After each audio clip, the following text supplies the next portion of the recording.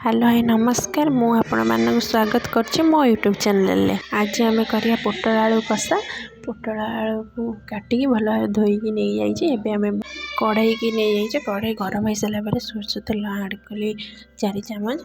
एबे पोटलटा पकेदेली। पोटल को भाजवा 10 मिनट खंडे भाजवा टिके रेड है पर्यंत।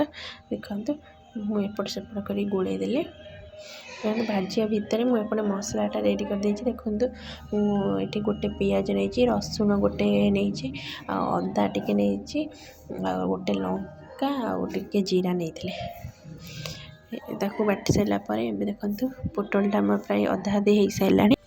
देखो पोटल अल्प हो सारा।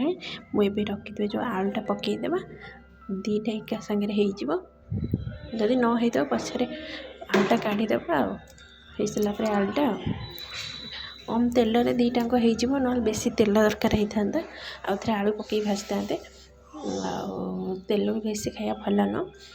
देखो मुझे अल्प लुण आड करदेली शीघ्र जर्जीव आउ टेस्ट भी लगी थाए भल भाव में गोलेदेवा एपट सेपट कर भाजवा 5 मिनट खंडे एपट सेपट कर भाजवा।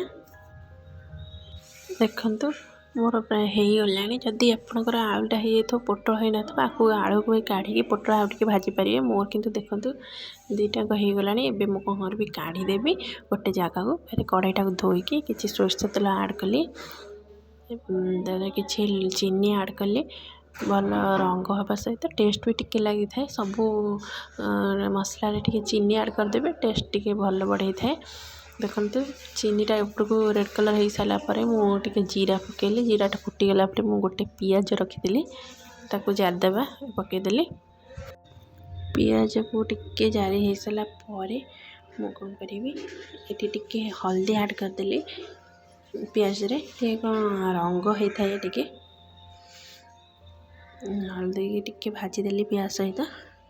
देखो मोर ए गला प्राय पियाजटा मु कौन करी एबे जो मसलाटा बाटिकी रखीदी ए पकईदेवी आ मसला को कषा मसलाटा भल मिक्स कर सारापर टिके हल्दी गुंड आड कली जेहेतु से पियाज अल्प आड करी एबे टिके आउ टिके अल्प आड करदेली भल भाव मिक्स करदे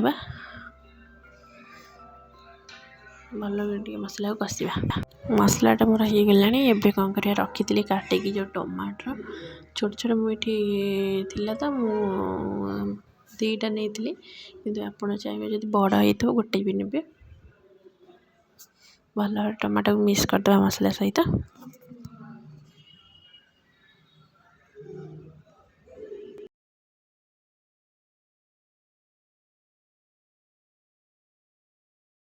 भल टमाटो मिक्स हो सारा। एबे जो रखी पोटल आलू भाजिकी एबे मसला सहित टिके कषिदेवा पकईदेली 5 मिनट खंडे मसला सहित भल भाव कषा मसला सहित। देखो 5 ରୁ 10 मिनट मोर कषा हो गला के सुंदर देखा जाउची। एबे कौन करिबा जो पानी जी दरकार जेहेतु मुझे कषा करी बेसी झोल रखी अल्प अल्प टिके ग्रेवी थी मुझे अल्प पानी देली खाली आलू और पोटल टिके सीझ एबे आम ताको भल भाव गोलेदेवा तार घोड़ेदेवा। देखो मोर हो 5 मिनट मुझे देखिए गोलेदेवी केते परिमाण होती चेक करदेवा गोलेदेवा टिके सीझी नथिबा आउ 5 ରୁ 10 मिनट खंडे लगे सीझापी एबे आम घोड़ेदेवा आउ थे। देखो खोल देछि सीझी गला कौन करी एबे मु गोटे घरे तैयारी करी रखी गरम मसलाटे यहाँ मोर रखी दालचीनी आउ लवंग गुजराती आउ एमती गोटा मसला सब चोरी की रखीचे ताको पकईदेली जिते चाहिए बाहर मसला सब अवॉइड करेंगे।